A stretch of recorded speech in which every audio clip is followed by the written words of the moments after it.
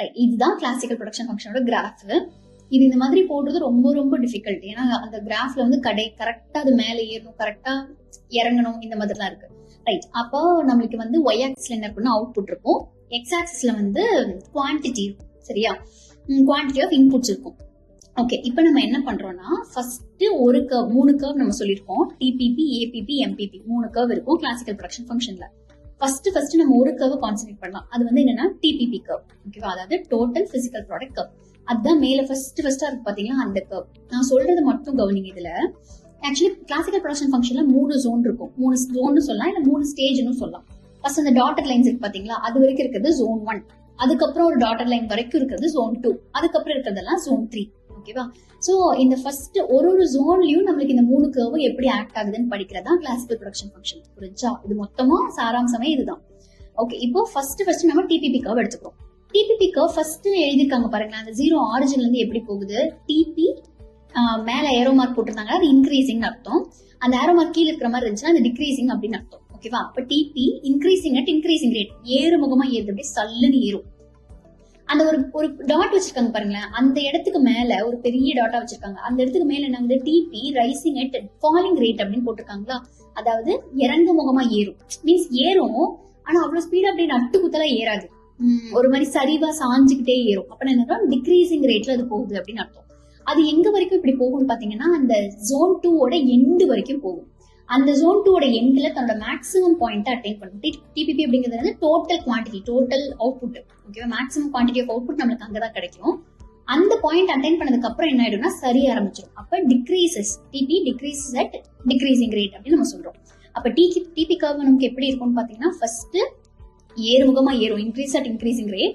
அந்த point of இன்ஃப்ளெக்ஷன்ங்கிறது தான் அந்த பெரிய பாயிண்ட். ஓகேவா, அந்த பாயிண்ட்டுக்கு மேல இறங்கு முகமா ஏறும், இன்க்ரீஸ் அட் டிக்ரீசிங் ரேட். அது எங்க வரைக்கும் போகும் அப்படின்னா அந்த ஜோன் 2 ஃபைனல் ஸ்டேஜ் வரைக்கும் போயிட்டு அந்த இடத்துல டிபிபி தன்னோட மேக்ஸிமம் அட்டைன் பண்ணிடும்.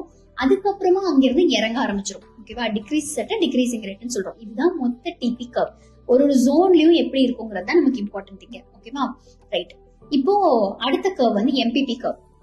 எம்பிபி கர்வ் அப்படிங்கிறதுனா மார்ஜினல் சேஞ்ச் அப்படின்னு நம்ம சொன்னோமா, அங்க பாருங்க பாயிண்ட் ஆஃப் இன்ஃப்ளெக்ஷன் நம்ம சொன்ன பெரிய புள்ளி ஜோன் 1ல, அந்த புள்ளியில பாத்தீங்கன்னா எம்பிபி கர்வ் தன்னோட மேக்ஸிமம் அட்டைன் பண்ணிருக்கும். அந்த புள்ளிக்கு நேரா பாருங்க எம்பிபி கர்வ் எப்படி இருக்கும் அப்படின்னு பாத்தீங்கன்னா மேக்ஸிமம் அட்டைன் பண்ணிருக்கும். அதுதான் எம்பிபியோட மேக்ஸிமம். சரியா, இதுக்கப்புறம் என்ன ஆகும்னா அந்த எப்பவுமே ஒரு கர்வ் தன்னோட மேக்ஸிமம் அட்டைன் பண்ணிடுச்சுன்னா அதுக்கப்புறம் என்ன ஆகும், இறங்கிட்டு தான் வரும். அப்ப அந்த மேக்ஸிமம் அட்டைன் பண்றதுக்கு வரைக்கும் இது ஏறுது, அதுக்கப்புறம் என்ன ஆகுது, ஃபுல்லா இறங்குது. எது வரைக்கும் இறங்குது அப்படின்னா அந்த ஸ்டேஜ் 2ல எந்த இடத்துல டிபிபி மேக்ஸிமம் அட்டைன் ஆச்சோ அந்த இடத்துல இது தன்னோட மினிமமா அட்டைன் பண்ணும். இது எப்பவுமே கேட்கிற கேள்வி. டிபிபி மேக்ஸிமம் இருந்தா எம்பிபி எப்படி இருக்கும், மினிமமா இருக்கும். சரியா, டிபிபியே இறங்குது, டோட்டல் ப்ராடக்டே என்ன ஆகுது, நம்மளுக்கு குறையுது. அப்ப எம்பிபி எப்படி இருக்கும், அது மார்ஜினல் ப்ராடக்ட் தானே, சேஞ்ச் தானே. டோட்டலே குறையும் போது அந்த மார்ஜினல் எப்படி இருக்கும், நெகட்டிவ்ல போயிடும். அதனாலதான் அந்த கிராஃப் லைனுக்கு கீழே இருக்கு எம்பிபி. ஓகேவா, சோ எம்பிபி எப்படி இருக்கும், ஃபர்ஸ்ட் ஏறும், அந்த பாயிண்ட் ஆஃப் இன்ஃப்ளெக்ஷன் வரைக்கும் தன்னோட மேக்ஸிமம் அட்டைன் பண்ணிடும். அந்த ஸ்டேஜ் 1க்குள்ளேயே அது இறங்க ஆரம்பிச்சது பாருங்க. ஓகேவா, சோ இந்த எம்பிபி என்ன ஆகும்னா அந்த அடுத்த ஸ்டேஜ் வரைக்கும் அப்படியே சல்லுன்னு இறங்கிட்டே வரும். இறங்கிட்டு டிபிபி மேக்ஸிமம் இருக்க இடத்துல எம்பிபி வந்து 0 அட்டைன் பண்ணிடும், தன்னோட மினிமம் அட்டைன் பண்ணிடும். அதுக்கு அடுத்த பாயிண்ட்ல என்ன ஆகும்னு பாத்தீங்கன்னா டிபிபி எப்ப ஃபால் ஆகுதோ அந்த இடத்துல எம்பிபி நெகட்டிவ் ஆயிடும். எப்பவுமே இந்த 2 ரிலேஷன் வந்து நல்லா ஞாபகம். இந்த 2 கர்வ் சம்பந்தப்படுத்தி நிறைய क्वेश्चंस வந்து வரலாம். ஓகேவா, ரைட். அடுத்து ஏபிபி கர்வ். ஏபிபி கர்வ் எங்க வருது அப்படின்னு பாத்தீங்கன்னா ஸ்டேஜ் 1ல இது ஃபுல்லா ஏறிட்டே தான் இருக்கும். ஓகேவா, ஏறிட்டு ஸ்டேஜ் 1ஓட முடிவுல தன்னோட மேக்ஸிமம் அட்டைன் பண்ணும். எப்பவுமே ஒரு கர்வ் எடுத்துக்கிட்டீங்கன்னா அது எந்த இடத்துல மேக்ஸிமம் அட்டைன் பண்ணுது, அது எந்த இடத்துல வந்து இறங்குது அப்படிங்கறது நல்லா பாத்துக்கோங்க. ஓகேவா, சோ டிபிபி மேக்ஸிமம் எங்க, ஸ்டேஜ் 2ஓட எண்ட்ல. எம்பிபி மேக்ஸிமம் எங்க, ஸ்டேஜ் 1க்குள்ளேயே முடிஞ்சிருது. ஏபிபி மேக்ஸிமம் எங்க, ஸ்டேஜ் 1ஓட முடிவுல இருக்கு. ஸ்டேஜ் 1க்குள்ளேயே எம்பிபி மேக்ஸிமம் அட்டைன் பண்ணிடும். ஸ்டேஜ் 1ஓட முடிவுல தான் ஏபிபி மேக்ஸிமம் அட்டைன் பண்ணும். ஏபிபி எப்ப தன்னோட மேக்ஸிமம் அட்டைன் பண்ணதோ அந்த இடத்துல எம்பிபி எப்பவுமே ஏபிபிக்கு ஈக்குவலா இருக்கும். புரிஞ்சா, எம்பிபி சரிஞ்சிட்டு தான் வருது, ஆனாலும் அந்த இடத்துல என்ன ஆகுது, அந்த ஸ்டேஜோட முடிவுல பாருங்க MPP is equal to ABP அப்படின்னு சொல்லியிருக்கோம். அந்த இடத்துல தான் ஏபிபி மேக்ஸிமம் அட்டைன் பண்ணும். அதுக்கப்புறம் என்ன ஆகும், இது சரிய ஆரம்பிச்சிடும். எப்பவுமே கர்வ் தன்னோட மேக்ஸிமம் அட்டைன் பண்ணா அதுக்கப்புறம் சரிய ஆரம்பிச்சிடும். ஆனா இந்த ஏபிபி எப்பவுமே நெகட்டிவ்ல போகாது. ஓகேவா, என்ன ஆவரேஜ். அப்ப நம்ம கண்டிப்பா இன்புட்டை கொடுத்துட்டு தான் இருப்போம், அது நம்மளுக்கு அவுட்புட் கொடுத்துட்டே தான் இருக்கும். சரியா, சோ இது எப்பவுமே நெகட்டிவ்ல போறதுக்கு சான்ஸே இல்ல. ரைட், அவ்வளவுதான். சோ இதுதான் வந்து நமக்கு கிளாசிக்கல் ப்ரொடக்ஷன் ஃபங்க்ஷன். இப்ப ஒரு கர்வும் பார்த்துட்டோம். டிபிபி எப்படி இருக்கும், ஏபிபி எப்படி இருக்கும், எம்பிபி எப்படி இருக்கும்ன்ற மூணுமே பார்த்துட்டோம். இந்த 3 ஜோன்லயும் அடுத்து பார்க்க வேண்டிய விஷயம் என்னன்னு பாத்தீங்கன்னா irrational zone, rational zone, irrational zone கொடுத்திருப்பாங்க 3 தனித்தனியா. அதே மாதிரி இபி அப்படிங்கிறது என்னன்னா எலாஸ்டிசிட்டி ஆஃப் ப்ரொடக்ஷன் நம்ம பார்த்தோம் இல்லையா, அதுதான் இபி. இப்போ இந்த ஜோன்ல எப்படி இருக்கும்னு பாத்தீங்கன்னா இதுவும் ரொம்ப ஃப்ரீக்வெண்டா கேட்கிற கொஸ்டின் தான். இபி அப்படிங்கிறது எலாஸ்டிசிட்டி ஆஃப் ப்ரொடக்ஷன் ஃபர்ஸ்ட் ஜோன்ல வந்து கிரேட்டர் தேன் 1 இருக்கும். ஓகேவா? அதுக்கு அடுத்து வந்து ஈக்குவல் டு 1 இருக்கும். அதாவது அந்த ஜோனோட முடிவுல. ஓகேவா? ஜோனோட முடிவுல பாத்தீங்கன்னா MPP is equal to APP கொடுத்திருக்காங்கல்ல, அண்ட் ஏபிபி இஸ் மேக்ஸிமம் கொடுத்திருக்காங்கல்ல. அந்த இடத்துல பாருங்க இபி இஸ் ஈக்குவல் டு 1 கொடுத்திருப்பான். அப்பனா என்ன அர்த்தம்னா அந்த ஸ்டேஜுக்கு உள்ள elasticity of production greater than 1 இருக்கும். அந்த ஸ்டேஜோட முடிவு அந்த டாட்டர் லைன் மேலேயே பாத்தீங்கன்னா இபி வந்து ஈக்குவல் டு 1 இருக்கும். ரைட்டா? இப்போ இது முடிஞ்சிருச்சு. அடுத்து அந்த ஸ்டேஜ் 2க்கு உள்ள பாருங்களேன், அது 0க்கும் 1க்கும் இடையில இருக்கும். ஓகேவா? எலாஸ்டிசிட்டி ஆஃப் ப்ரொடக்ஷன் எப்படி இருக்கும்னா 0க்கும் 1க்கும் இடையில இருக்கும். அந்த செகண்ட் ஸ்டேஜோட முடிவுல எப்படி இருக்கும்னு பாத்தீங்கன்னா ஈக்குவல் டு 0 ஆயிடும். அந்த கடைசியில கொடுத்துருக்காங்க பாருங்க, எக்ஸ் ஆக்சிஸோட லைன்ல, ஆரிஜின் லைன்ல கடைசியில எம்பிபி எந்த இடத்துல எம்பிபி 0 ஆகுதோ MPP equal to 0, EB equal to 0 கொடுத்துருக்காங்க. அப்ப என்ன அர்த்தம்? ஸ்டேஜ் 2 முடிவுல நம்மளுக்கு எலாஸ்டிசிட்டி ஆஃப் ப்ரொடக்ஷன் வந்து 0 ஆயிடும். அதுக்கும் கீழே நெகட்டிவ் ஆயிடும். அதாவது ஸ்டேஜ் 3ல பாத்தீங்கன்னா இபி லெஸ் தேன் 0 கொடுத்துருக்கு. லெஸ் தேன் 0னா என்ன அர்த்தம்? நெகட்டிவ் அப்படின்னு அர்த்தம். அப்போ எலாஸ்டிசிட்டி ஆஃப் ப்ரொடக்ஷனை மட்டும் வச்சு பாத்தீங்கன்னா ஃபர்ஸ்ட்ல கிரேட்டர் தேன் 1, அது முடிவுல ஈக்குவல் டு 1. செகண்ட்ல 0க்கும் 1க்கும் இடையில இருக்கும். செகண்டோட முடிவுல ஈக்குவல் டு 0 ஆயிடும். அடுத்து தேர்ட் ஸ்டேஜ்ல அது வந்து நெகட்டிவா போயிடும். புரிஞ்சா? இதுதான் வந்து இபியோட ஒரு ஃப்ளோ, எலாஸ்டிசிட்டி ஆஃப் ப்ரொடக்ஷனோட ஃப்ளோ. Okay, right. இப்போ இதுக்கு அடுத்து வந்து ரொம்ப ரொம்ப இன்ட்ரெஸ்டிங்கான ஒரு டாபிக் காத்துட்டு இருக்கு. அது என்னன்னு பாத்தீங்கன்னா இரேஷனல் ஜோன், ரேஷனல் ஜோன் சொல்லுவோம். எதனால ஸ்டேஜ் 1ம் 2ம் இரேஷனல், ஸ்டேஜ் 1ம் 3ம் இரேஷனல், ஸ்டேஜ் 2 மட்டும் ரேஷனல் அப்படின்னு சொல்லி ஒரு கொஸ்டின் இருக்கு. ஏன்னா ஃபர்ஸ்ட் ஸ்டார்டிங் ஸ்டேஜ்ல பாத்தீங்கன்னா உங்களுக்கு எப்படி இருக்குன்னா பிக்சர் இன்புட் வந்து ரொம்ப ஜாஸ்தியா இருக்கும், அதிகமான குவான்டிட்டி இருக்கும். அது கூட சேர்த்து யூஸ் பண்ற அளவுக்கு உங்கள்ட்ட வேரியபிள் இன்புட் இருக்காது. சே ஃபார் எக்ஸாம்பிள் உங்கள்ட்ட நிறைய மிஷினரி இருக்கலாம். ஆனா ஸ்டார்டிங்ல ப்ரொடக்ஷன் ஃபங்க்ஷனோட ஸ்டார்டிங்ல உங்களுக்கு என்ன இருக்காதுன்னா லேபர் அதுல வேலை செய்யறதுக்கு நிறைய பேர் இருக்க மாட்டாங்க. ஓகேவா? சோ பிக்சர் இன்புட் ரொம்ப ஜாஸ்தியா இருக்கும், வேரியபிள் இன்புட் ரொம்ப ரொம்ப கம்மியா தான் இருக்கும். அதனால அது இரேஷனல் அப்படின்னு நம்ம சொல்றோம். செகண்ட் ஸ்டேஜ்ல பாத்தீங்கன்னா எவ்வளவு பிக்ஸ்ட் இருக்கோ அவ்வளவு அளவே நம்மளுக்கு வேரியபிள் இன்புட்டும் இருக்கும். ஓகேவா? மீன்ஸ் ரொம்ப எதுவுமே வந்து அதிகமா இருக்காது, ரொம்ப எதுவுமே கம்மியா இருக்காது. அதுதான் அதை ரேஷனல் ஜோன் அப்படின்னு நம்ம சொல்றோம். மூணாவது ஸ்டேஜ்ல என்ன ஆகும்னு பாத்தீங்கன்னா ஃபர்ஸ்ட் ஸ்டேஜுக்கு அப்படி ஆப்போசிட். ஓகேவா? வேரியபிள் இன்புட் ஏகப்பட்டது வந்துரும், நிறைய லேபர் வந்துருவாங்க, ஆனா மிஷினரி கம்மியா தான் இருக்கும். சோ பிக்ஸ்ட் இன்புட் ரொம்ப ரொம்ப கம்மியா இருக்கும், வேரியபிள் இன்புட் ரொம்ப ரொம்ப ஜாஸ்தியா இருக்கும். இது அப்படியே ஃபர்ஸ்ட் ஸ்டேஜுக்கு ஆப்போசிட். ஓகேவா? சோ ஃபர்ஸ்ட் ஸ்டேஜ்ல பிக்ஸ்ட் இன்புட் ரொம்ப ஜாஸ்தி, வேரியபிள் இன்புட் ரொம்ப கம்மி. செகண்ட் ஸ்டேஜ்ல ரெண்டும் மோர் ஆர் லெஸ் ஈக்குவலா இருக்கும். சோ சேர்ந்து வேலை செய்யலாம். மூணாவது ஸ்டேஜ்ல என்ன ஆகும்னு பாத்தீங்கன்னா பிக்ஸ்ட் இன்புட் வந்து ரொம்ப ரொம்ப கம்மி ஆயிடும், வேரியபிள் இன்புட் வந்து ரொம்ப ரொம்ப ஜாஸ்தி ஆயிடும். சரியா? சோ இதுதான் வந்து இந்த மூணுக்கும் இருக்கிற ரிலேஷன். ஏன் இதை ரேஷனல் சொல்றோம், ஏன் இதை இரேஷனல் ஜோன் அப்படின்னு நம்ம சொல்றோம். ஓகேவா? இதுதான் வந்து ரிலேஷன். சோ இந்த டிபிபி கர்வ் ஒரு கர்வ் மட்டும் நல்லா பாத்துக்கோங்க எப்படி இருக்குங்கிறது. ஓகேவா? சோ இதுதான் வந்து இதோட ஓவரால் திங். ரைட்? ஓகே, இப்போ அந்த கர்வ்ஸே வந்து நம்ம தனித்தனியா பார்ப்போமே இன்னும் கொஞ்சம் டீடைலா பாக்குறதுக்கு. ரைட், ஃபர்ஸ்ட் வந்து நம்ம 2 கர்வ் மட்டும் எடுத்துக்கலாம். ஏபிபி அண்ட் எம்பிபி கர்வ் மட்டும் எடுத்துக்கலாம். நம்ம டிபிபிக்குள்ள போகல. ஓகேவா? இதை வந்து ஜூம் பண்ணி காமிச்சிருப்போம், நம்ம வேற ஒன்றும் கிடையாது. ஓகே, இப்போ என்ன ஆகுதுன்னு பாத்தீங்கன்னா அந்த ஃபர்ஸ்ட் ஸ்டேஜ் இருக்குல்லப்பா, அந்த ஃபர்ஸ்ட் ஸ்டேஜோட ஸ்டார்டிங் எப்படி இருக்குன்னு பாருங்க. எம்பிபி வந்து ஏறிட்டே இருக்கு, அந்த ப்ளூ கலர் கர்வ் வந்து எம்பிபி. அப்போ எம்பிபி வந்து ஏறிட்டே இருக்கும்போது எம்பி எங்க இருக்கு? ஏபிக்கும் மேல இருக்கு. எம்பி அபவ் ஏபி, ஏபிக்கு மேல இருக்கு. அது தன்னோட மேக்ஸிமம் அட்டைன் பண்ணதுக்கு அப்புறம் என்ன ஆயிடும்? எம்பி வந்து ப்ளூ கலர் கர்வ் குறைய ஆரம்பிச்சிரும். அது குறையும் போதுதான் ஏபியை வந்து மீட் பண்ணுது. ஓகேவா? அந்த இடத்துல என்ன ஆயிட்டு இருக்கு? ஏபி ரெட் கலர் கர்வ் வந்து இன்க்ரீஸ் ஆயிட்டு இருக்கு. அப்போ ஏபியை மீட் பண்ணும்போது ஏபி வந்து அந்த இடத்துல மேக்ஸிமமா இருக்கு, நம்ம படிச்சிருக்கோம் இல்லையா? எம்பி இஸ் ஈக்குவல் டு ஏபியா இருக்கும்போது தான் ஏபி வந்து மேக்ஸிமமா இருக்கும். அதுக்கு அடுத்த பாயிண்ட்ல என்ன ஆகுது? எம்பி வந்து கீழே சரிய ஆரம்பிச்சது, டுவர்ட்ஸ் அந்த 0 லைன் கிட்ட போக ஆரம்பிச்சிடும் அந்த டைம்லயே. அதாவது ஸ்டேஜ் 1ஓட முடிவுல தான் என்ன ஆகுது? எம்பி ஈக்குவல் டு ஏபி ஆகுது. அடுத்து ஸ்டேஜ் 2 வந்து ஸ்டார்ட் ஆயிடுச்சு. அந்த இடத்துல என்ன ஆகுது? எம்பி பிலோ ஏபி, அந்த ஏபி வந்து டிக்ரீஸ் ஆக ஆரம்பிச்சது. ஓகேவா? சோ ஃபர்ஸ்ட் ஸ்டேஜ்க்குள்ள எப்படி இருக்கும்னா ஃபர்ஸ்ட் ஸ்டேஜ் ஃபுல்லாவே வந்து எம்பி தான் மேல இருக்கும், ஏபி கர்வ் வந்து கீழே தான் இருக்கும். செகண்ட் ஸ்டேஜ்ல அப்படியே ஆப்போசிட்டா இருக்கும். ஓகேவா? ஏபி தான் மேல இருக்கும், எம்பி கர்வ் வந்து கீழே இருக்கும். மார்ஜினல் வந்து குறைஞ்சுக்கிட்டே வரும், நம்மளுக்கு ஆவரேஜ் வந்து ஒரு மாதிரி டீசென்டா மெயின்டைன் ஆயிட்டே போயிட்டு இருக்கும். சரியா? சோ எம்பி அபவ் ஏபிங்கிறது ஃபர்ஸ்ட் ஸ்டேஜ். ஃபர்ஸ்ட் ஸ்டேஜோட முடிவுல என்ன ஆயிடும்? எம்பி ஈக்குவல் டு ஏபி ஆயிடும். செகண்ட் ஸ்டேஜ்ல என்ன ஆகும்னா எம்பி பிலோ ஏபி ஆயிடும், குறைஞ்சிரும். ஓகேவா? இதுதான் இதுல இருந்து சொல்ல வேண்டிய, கன்வே பண்ண வேண்டிய விஷயம். அடுத்து டிபிபி கர்வ். இதுல பாத்தீங்கன்னா ஸ்டேஜ் 1ல எப்படி இருக்கு, ஏறுமுகமா ஏறும். பாயிண்ட் ஆஃப் இன்ஃப்ளெக்ஷனுக்கு அப்புறமா வந்து கொஞ்சம் ஸ்லோப்பியா ஏறும், அப்படி நட்டுக்குத்துல ஏறாம அப்படி கொஞ்சம் ஸ்லோப்பியா ஏறும். அதுக்கப்புறம் ஸ்டேஜ் 2லயும் அதே தான் கண்டினியூ ஆகும். ஸ்டேஜ் 2ஓட எண்ட்ல தன்னோட மேக்ஸிமம் அட்டைன் பண்ணிடும். ஸ்டேஜ் 3ல அது சரிய ஆரம்பிச்சிடும். ஓகேவா? அப்போ எப்போ ஸ்டேஜ் 3ல வந்து அது சரிய ஆரம்பிக்குதோ அப்போ எம்பிபி கர்வ் நெகட்டிவ்ல இருக்கும்.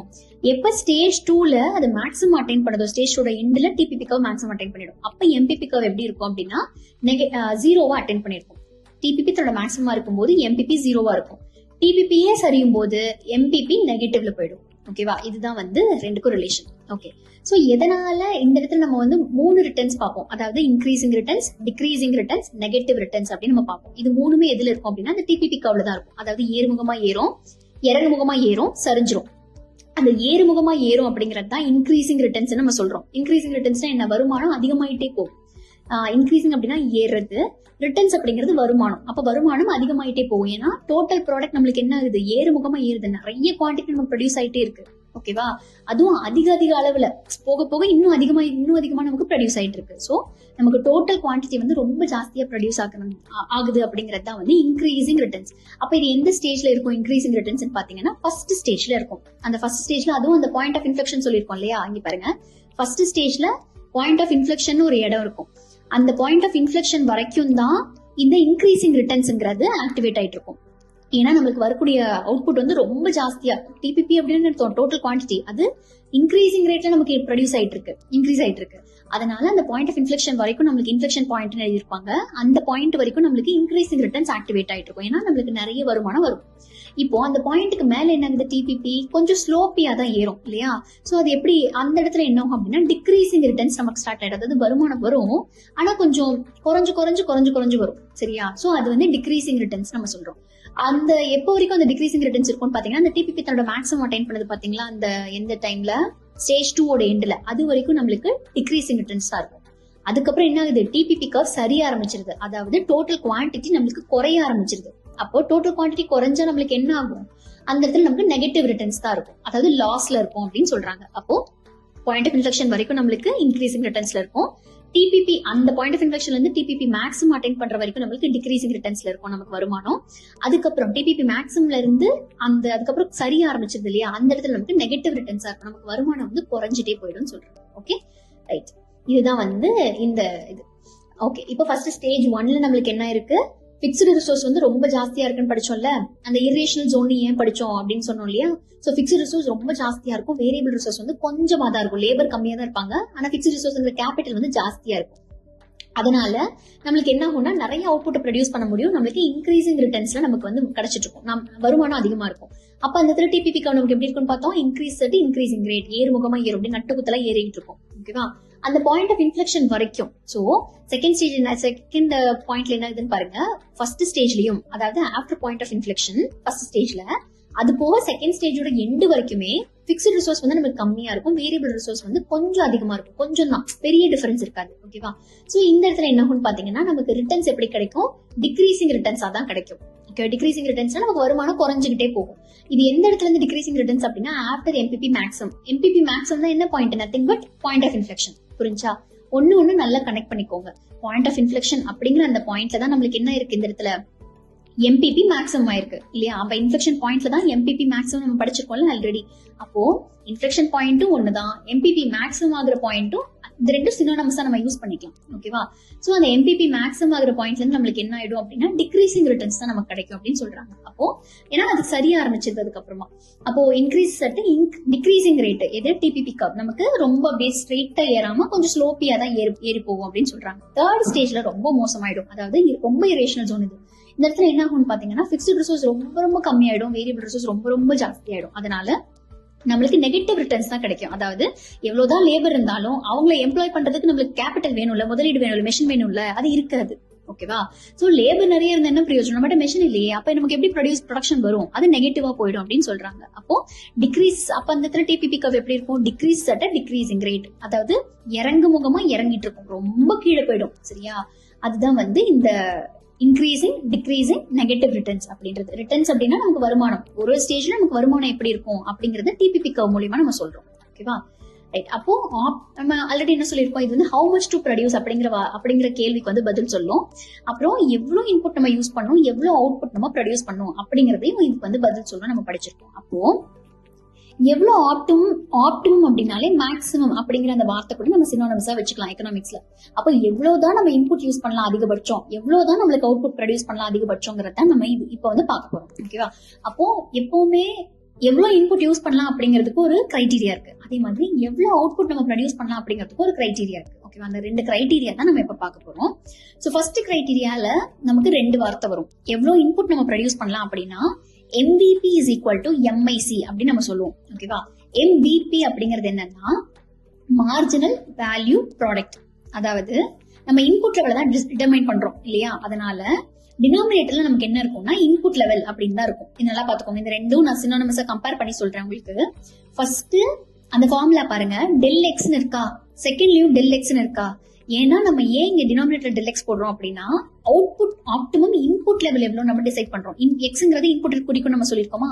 அப்போ எவ்வளவு நம்ம இன்புட்டை யூஸ் பண்ண போறோம் அப்படிங்கறத டிசைட் பண்ண போறோம். சரியா? அப்போ டெல் எக்ஸ் அப்படிங்கறத நம்ம டினாமினேட்டர்ல போடுறோம். இந்த சைட் பாருங்க, அந்த நியூமரேட்டர்ல என்ன இருக்குன்னு பாருங்க. ஃபர்ஸ்ட் இருக்கிறதுல மார்ஜினல் வேல்யூ ப்ராடக்ட்ல என்ன இருக்கு, change in total value product, அதான் டிவிபி அப்படின்னு நம்ம சொல்லுவோம். அதே கீழே MIC மார்ஜினல் இன்புட் காஸ்ட்ல என்ன இருக்கு, சேஞ்ச் இன் டோட்டல் காஸ்ட்னு இருக்கா. இது ஒண்ணுமே இல்லைங்க. நம்ம யூஸ்வலா என்ன பண்ணுவோம், எப்பவுமே benefit is equal to cost தான். எல்லா எக்கனாமிக்ஸ்ல நீங்க எவ்வளவு பெரிய ஃபார்முலாவா இருந்தாலும் அதை வந்து சுருக்கி பாத்தீங்கன்னா பெனிஃபிட் இஸ் ஈக்குவல் டு காஸ்டா தான் இருக்கும். சரியா?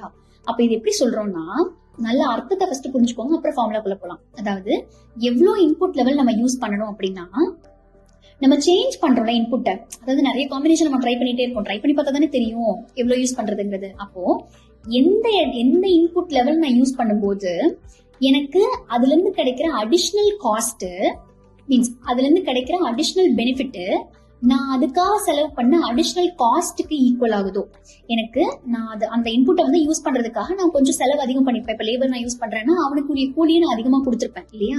சோ அது வந்து என்னது, additional cost, marginal input cost நம்ம சொல்றோம். அதான் ஓகேவா, மார்ஜினல் இன்புட் காஸ்ட். இன்புட்டை நான் அதிகம் ஒரு யூனிட்டை சேர்த்து யூஸ் பண்றதுனால எனக்கு எவ்வளவு செலவாயிருக்கு அப்படிங்கிறது. அது நான் சேர்த்து யூஸ் பண்ணா எனக்கு என்ன கிடைக்கும், ஆப்வியஸா அவுட்புட் வந்து அதிகமா கிடைக்கும். அப்ப எனக்கு எவ்வளவு அவுட்புட் அதிகமா கிடைச்சிருக்கு, எவ்வளவு நான் அதிகமான இன்புட் யூஸ் பண்ணிருக்கேன், அதுக்கு எனக்கு என்ன செலவாயிருக்கு, எனக்கு எவ்வளவு அவுட்புட் கிடைச்சிருக்கு, அதுல இருந்து எனக்கு என்ன ரிட்டர்ன்ஸ், எனக்கு என்ன வருமானம் கிடைச்சிருக்கு. ஓகேவா? அதுதான் இது ரெண்டும் எந்த பர்டிகுலர் லெவல் ஆஃப் இன்புட்ல வந்து ஈக்குவல் ஆகுதோ. இப்ப 6 யூனிட் ஆஃப் லேபர் நான் யூஸ் பண்ணும்போது இந்த MVP is equal to MIC எனக்கு கிடைச்சிருச்சு. அதாவது நான் அந்த 6 யூனிட்டுக்கு செலவு பண்ண காசும் அந்த 6 யூனிட் லேபர் யூஸ் பண்ணது மூலியமா எனக்கு கிடைக்கிற வருமானமும், அதாவது அவுட்புட் மூலியமா வருமானம் கிடைக்கும் இல்லையா? சோ இது ரெண்டும் வந்து ஈக்குவல் ஆகுது அப்படின்னா அந்த 6ங்கிறது தான் எனக்கு ஆப்டிமல் லெவல் ஆஃப் இன்புட். அந்த அளவு தான் நான் வந்து யூஸ் பண்ணணும் லேபரை. ஓகேவா? சோ இப்போ வந்து கான்செப்ட் முடிஞ்சிருச்சு. இப்போ வந்து நம்ம அந்த டெஃபினிஷனுக்கு வரலாம்.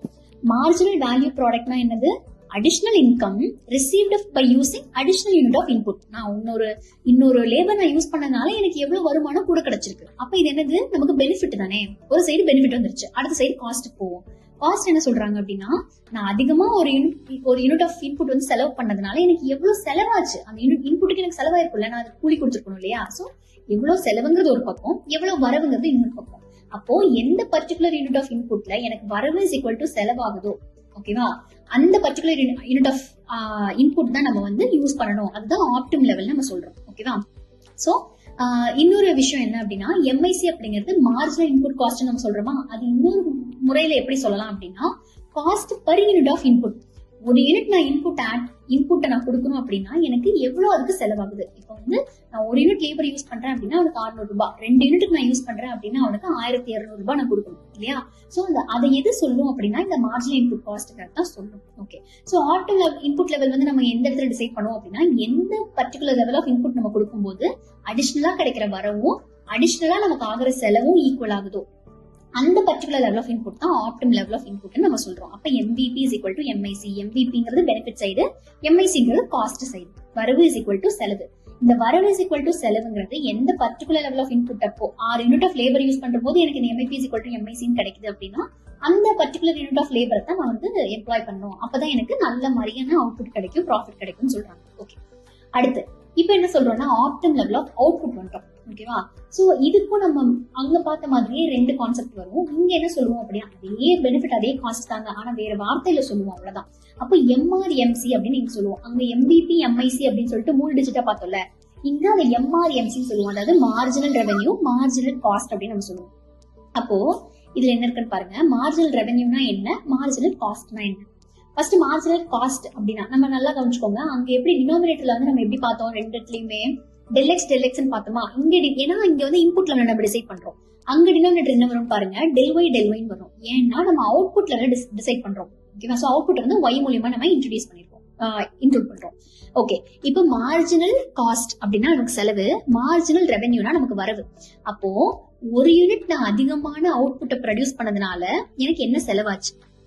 ஓகேவா? ஒரு யூனிட் நான் அதிகமான அவுட்புட்டை ப்ரொடியூஸ் பண்ணதுனால எனக்கு என்ன வரவு வந்துச்சு? புரிஞ்சா?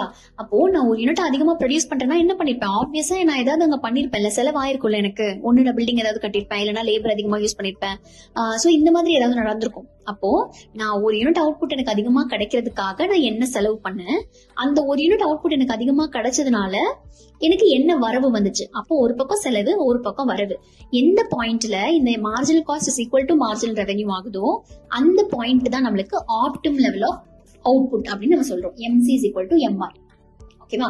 இப்போ நம்ம இந்த டெஃபினிஷனுக்கு வருவோம். மார்ஜினல் காஸ்ட்னா என்னது? Additional cost incurred for producing and additional unit of output. அதாவது ஒரு யூனிட் நான் அதிகமா அவுட்புட்டை ப்ரொடியூஸ் பண்ணும் அப்படிங்கறதுக்காக நான் என்ன செலவு பண்ணிருக்கேன் அதுக்காக. ஓகேவா? அப்போ change in total input cost divide by change in total physical product. Total physical ப்ராடக்ட்னா நத்திங் பட் நம்ம என்ன சொல்லிருக்கோம், குவான்டிட்டி, அவுட்புட் எவ்வளவு ப்ரொடியூஸ் ஆயிருக்கு, மொத்தம் நம்மளுக்கு எவ்வளவு உற்பத்தி அப்படிங்கறத டோட்டல் பிசிக்கல் ப்ராடக்ட். அப்ப நம்ம என்ன சொல்லிருக்கோம், சேஞ்ச் வந்துருச்சு இல்லையா, அதனால டெல். அப்ப del DC divide by del Y அப்படின்னு சொல்லி நம்ம போட்டுக்கலாம். அடுத்து நம்ம எல்லா இடத்துலயுமே என்ன யூஸ் பண்ணிக்கலாம்னா டிபிபிக்கு பதிலா ஒய்ங்கிற வார்த்தையும் யூஸ் பண்ணிக்கலாம். ஏன்னா டிபிபிங்கிறது நத்திங் பட் வாட், ஒய். எவ்வளவு அவுட்புட் மொத்தம் ப்ரொடியூஸ் ஆகுது அப்படிங்கறது தான் நமக்கு டிபிபி அப்படிங்கிற வார்த்தையில சொல்றோம். ஓகே, அடுத்து மார்ஜினல் ரெவென்யூ.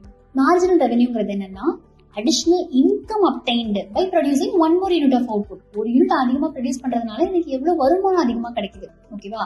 சோ அந்த அதிகம் அப்படிங்கிற சேஞ்சை மட்டும் தான் நம்ம மார்ஜினல்ன்ற கான்செப்ட்ல இன்க்ளூட் பண்ணுவோம். அப்போ மார்ஜினல் ரெவென்யூ அப்படின்னா change in total income divide by change in total physical product, total quantity அப்படின்னு அர்த்தம். அப்போ del TR divide by del ஒய்ன்னு எடுத்துக்கிறோம். இதை நம்ம எப்படி வந்து இங்க எம்ஐசிங்கிறது என்ன சொன்னோம், price per unit of cost per unit of input அப்படின்னு சொல்லி பார்த்தோமா. ஒரு யூனிட் நான் இன்புட் யூஸ் பண்றதுனால எனக்கு எவ்வளவு செலவாகுதுங்கிறது எம்ஐசி சொல்லுதுன்னா, இங்க அதே மாதிரி ஒரு ஆள் இருக்காங்க, அது யாருன்னா எம்ஆர். அவங்க என்ன சொல்லுவாங்கன்னா, ஒரு யூனிட் அவுட்புட் ப்ரொடியூஸ் பண்ணுனா எனக்கு என்ன விலை கிடைக்கும், price per unit of output. ஓகேவா? என்ன வருமானம் கிடைக்கும் அப்படிங்கறத எம்ஆர் சொல்லும். எம்ஐசிங்கிறது ஒரு யூனிட் இன்புட் ஆட் பண்ணா ஒரு யூனிட் இன்புட்டுக்கு எனக்கு என்ன செலவாகுதுங்கிறது அது சொல்லுது. ஒரு யூனிட் அவுட்புட்டுக்கு எனக்கு என்ன வருமானம் வருங்கிறத எம்ஆர் சொல்லுது. ஓகேவா? So MR greater than MCR இருந்தா என்ன, எம்ஆர் லெஸ் தேன் எம்சிஆர் இருந்தா நம்ம என்ன சொல்லிருக்கோம், ரெண்டும் ஈக்குவலா இருக்கிறதா ஆப்டிமம் லெவல் ஆஃப் அவுட்புட் நம்ம சொல்லிட்டோம் இல்லையா? அப்போ இந்த ஈக்குவல் டு சிம்பிள் வந்து கிரேட்டர் தேனாவோ லெஸ் தேனாவோ மாறுச்சுன்னா அப்ப என்ன கதை அப்படின்னா, எப்பவுமே நம்ம என்ன சொல்லிருக்கோம், ஒரு சைடு பெனிஃபிட் இருக்கும், இன்னொரு சைடு காஸ்ட் இருக்குமா. இதுல எம்சி அப்படிங்கிறது காஸ்ட் செலவு, எம்ஆர் அப்படிங்கிறது வருமானம். அப்போ எம்ஆர் அப்படிங்கிறது எம்சியை விட கிரேட்டரா இருக்குன்னா என்ன அர்த்தம், ரெவென்யூ நமக்கு அதிகமா வருது, வருமானம் அதிகமா வருது, காஸ்ட் வந்து கம்மியா தான் இருக்கு இல்லையா? சோ அந்த மார்ஜினல் காஸ்ட் ஆகிறத விட நம்மளுக்கு மார்ஜினல் வருமானம் வந்து அதிகமா வருது. அப்ப நம்ம என்ன பண்ணலாம், ப்ரொடக்ஷனை கண்டினியூ பண்ணலாம். ஓகேவா? அதே இன்னும் நம்ம வந்து வேரியபிள் இன்புட்டை ஆட் பண்ணிட்டே போலாம் அப்படிங்கிறது இங்க கன்க்ளூஷன். இன்னும் நம்ம அதிகமா நம்ம லேபர் கொடுத்தோம்னா ஒரு பாயிண்ட்ல MR is equal to MC ஆயிடும். அந்த பாயிண்டோட நீங்க நிப்பாட்டிக்கணும். அதே கீழே இருக்கிற சிச்சுவேஷன்ல என்ன ஆகும், எம்ஆர் லெஸ் தேன் எம்சியா இருக்கும்போது என்ன ஆகும்னா ரெவென்யூ கம்மியா இருக்கு, ரெவென்யூ பக்கம் சின்ன குறி இருக்கு, மார்ஜினல் காஸ்ட் பக்கம் பெரிய குறி இருக்கு. அப்ப என்ன அர்த்தம், நமக்கு செலவு ஜாஸ்தி ஆகுது வரக்கூடிய வருமானத்தை விட. இப்போ நான் ஒரு யூனிட் லேபர் அதிகமா ஆட் பண்றேன் அப்படின்னா நமக்கு கூலி அதிகமா, அவனுக்கு 600 ரூபாய் கூலி கொடுக்குறோம்னு வச்சுக்கோங்க, எனக்கு வரக்கூடிய வரவு வந்து ஒரு 300 ரூபாய் தான் வருது. சரியா? மார்ஜினல் ரெவென்யூ 300 ரூபாய் தான் வருது, ஆனா மார்ஜினல் காஸ்ட் நான் 600 ரூபாய் செலவு பண்றேன். அப்ப நான் வந்து அதை யூஸ் பண்ணி என்ன, எனக்கு 300 ரூபாய் இன்னும் லாஸ் தான் ஆகுது. சரியா? அப்ப நான் என்ன பண்ணும் அப்படின்னா அந்த மார்ஜினல் காஸ்ட்டை குறைக்க ஆரம்பிக்கணும். அப்ப லேபரை நான் குறைக்க ஆரம்பிக்கணும்னு அர்த்தம். புரிஞ்சா? நான் வந்து அவனை வந்து எம்ப்ளாய் பண்ணக்கூடாது, அவனை வந்து வேலை விட்டு தூக்கிட்டு, அப்ப என்ன எனக்கு அந்த இடத்துல எனக்கு லாஸ் ஆகுற 300 ரூபாய் சேவ் ஆகும்ல, அதைத்தான் சொல்றாங்க. அப்போ marginal revenue greater than marginal cost அப்படின்னா நான் வந்து 600 ரூபாய் கொடுக்குறேன்னா 600 ரூபாய் நான் மார்ஜினல் காஸ்டா செலவு பண்றேன்னா எனக்கு வந்து ஒரு 1000 ரூபாய் எனக்கு மார்ஜினல் ரெவென்யூவா வருது. அப்ப 400 ரூபாய் எனக்கு என்ன இருக்கு, அதிகமா தான் வருது, அதனால நான் இன்னும் கூட லேபர் அதிகமா எம்ப்ளாய் பண்ணலாம், அவனுக்கு செலவு பண்ணலாம். ஓகேவா? ஆனா நான் செலவு பண்றதுக்கே ஒர்த் இல்லாததுதான் செகண்ட் கண்டிஷன். அது எனக்கு லாஸ கொடுக்குது. அப்போ மார்ஜினல் ரெவென்யூ அப்படிங்கிறது நம்மளுக்கு ஒரு 300 ரூபாய் வருது அப்படின்னா, மார்ஜினல் காஸ்ட் நான் இன்னும் அடிஷனல் காஸ்ட் செலவு பண்றேன், 600 ரூபாய் உனக்கு கொடுக்குறேன். அப்ப எனக்கு அந்த 300 ரூபாய் லாஸ் ஆகுது. அப்ப நான் என்ன பண்ணும், அவனை வேலையை விட்டு தூக்கணும். அப்ப நான் நம்பர் ஆஃப் லேபரை வந்து குறைக்கணும் அப்படின்னு சொல்றாங்க. ஓகேவா? இதுதான் கன்க்ளூஷன்.